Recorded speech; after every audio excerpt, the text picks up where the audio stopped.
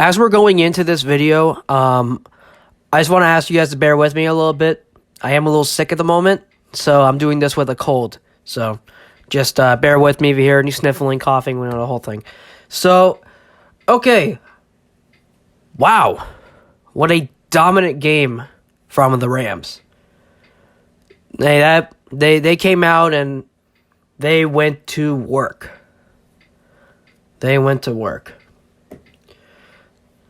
So, what's going to happen in this video is I'm going to be doing stats comparison like usual, injury update, and then a new thing I'm going to start doing for these review videos. I'm going to be doing a pro, like Rams pros of the game, and then the Rams cons of the games. And then afterwards, I'm going to kind of do like an opinion part of it, just talking about how the week's going so far, what the Rams need to get ready for in the future, so on and so forth. So without further ado, let's get right into it. So we have the Los Angeles Rams heading on to MetLife Stadium, taking on the New York Giants here in Week 6 of the 18-week-long NFL 2021-2022 season.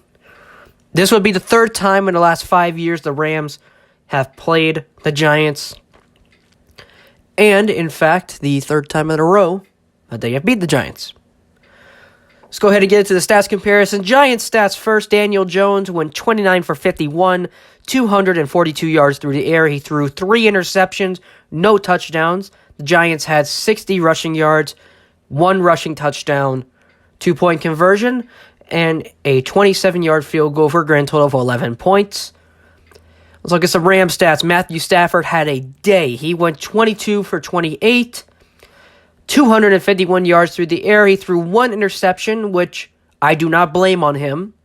It went through the hands of Cooper Kupp, and the safety caught it. So, if anything, that's on Cooper Kupp. Should have caught that, but let's move on. Matthew Stafford threw for 4 passing touchdowns. John Wolford, the Rams backup, he ended up getting in towards the end of the game. He went 0 for 2, no yards through the air. He threw an interception.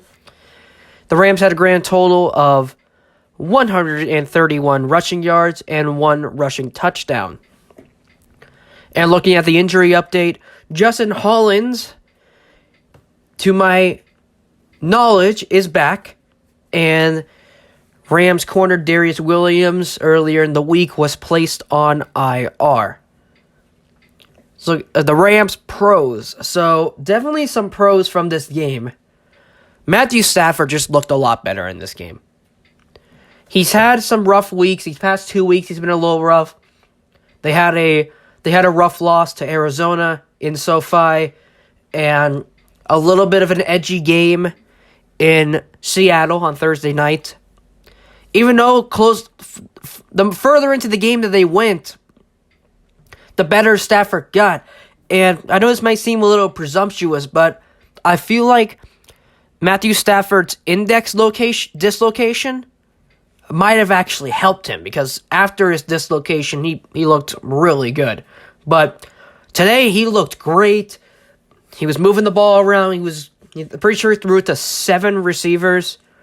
He looked great today. No complaints whatsoever.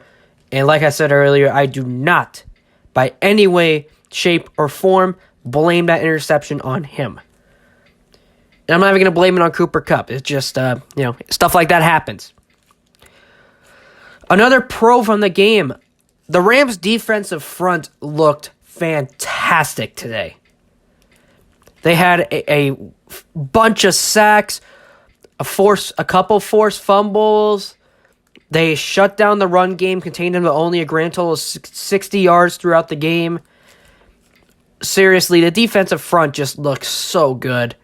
They look really good today. And probably one of the most noticeable pros today, Taylor Rapp. Man, did he have a day on defense. I gotta say, Taylor Rapp has had a rough year so far in the safety position, but he came out, he went to work today. He came out with 2 interceptions. He was just lights out. Seriously, Taylor Rapp, take my hat off to you, man. You looked great today. Looking at some Rams cons. So, this is something that's been noticed. This is the 3rd week in a row that I've noticed this, and I want to see if any other Ram fans out there have noticed this.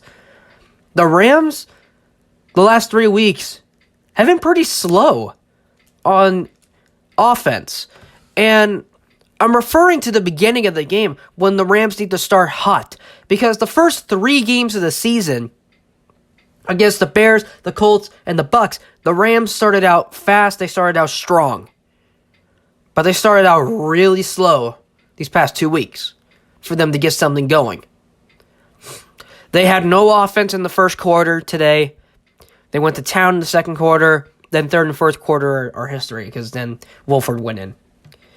But the Rams' slow offense needs to hype up a little bit, especially if they're going to be taking on this high-flying Arizona offense, which I will be talking about a little bit more here in a second.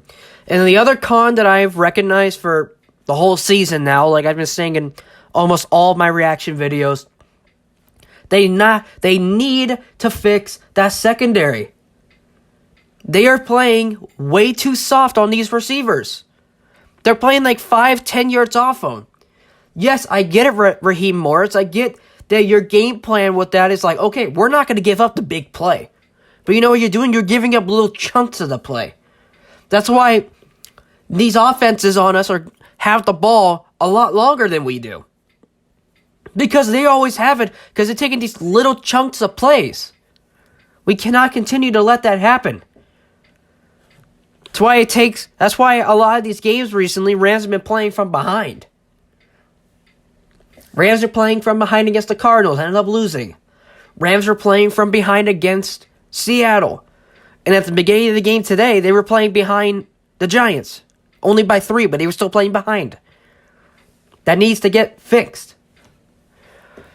So, something I just need to say, my God, Arizona's a problem. I gotta say it. The Cardinals are a problem. They just look really, really good. And I gotta throw this out there. Right now, the Rams, in my opinion, have a much tougher schedule than the Cardinals do. I mean, let's go ahead and look over the teams that the Cardinals have played so far. You got the Titans. They played the Niners, the Vikings, the Rams. And then they played the Vikings.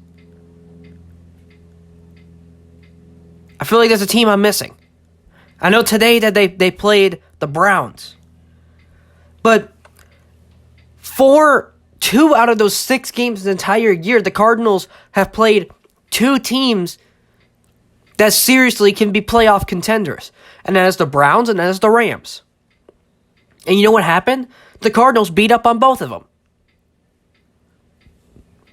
And the Cardinals have, I'm not going to say they've struggled, but they sure as hell have, haven't been as dominant against those teams that aren't doing so well. For example, last week they only won by 7 points against the Niners, and even so, they were only held to 17 points.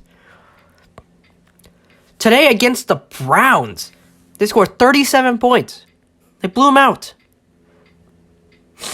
So I gotta say it.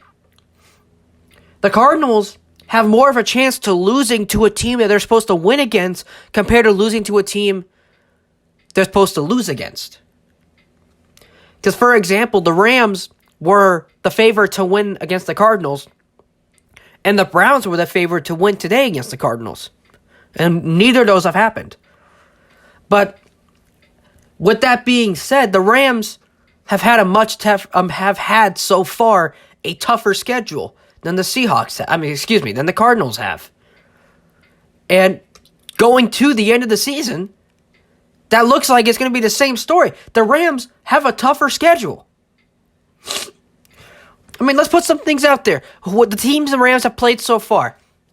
They've played the Bears. They have played the Colts. The Buccaneers, the defending Super Bowl champions. And I'm just letting you know, Bears are playing good right now. Colts are getting better. Bucks, they're defending Super Bowl champs. Then you got the Cardinals. They're going to be in the playoffs this year. That's going to happen. Then you got Week 5 against the Seahawks, division rivalry. Even though they're not as good as they used to be, they're still a good team. Then you got the Giants, which I think we all kind of saw coming. But regardless, thus far, the Rams have had a tougher schedule. And they're going to have a tougher schedule going forward. Because the only two teams for the rest of the season that I can look at on the Cardinals schedule and be like, yeah, I can see the Cardinals losing to that team, is the Packers and the Rams. That's it. Besides that, the Cardinals, I'm serious in saying this, they could win out. They could end the season 15-2. Or if they continue to play the way they have, they very well could go 17-0. The Rams, on the other hand, have a much tougher schedule. They're dealing with the Packers, they're dealing with the Cardinals. You got some other teams coming in, you got to go deal with the Vikings. And you have to deal with the Ravens. So the Rams are going to have a very tough schedule going forward. Cardinals, they have their games, but I think they're going to have a much easier schedule than the Rams are going to have, but definitely going to have to see how it goes. Really appreciate you guys hanging around, and I will see you guys in a couple days for my preview of the Rams' next game. Your house, our house, Rams' house. See you guys later.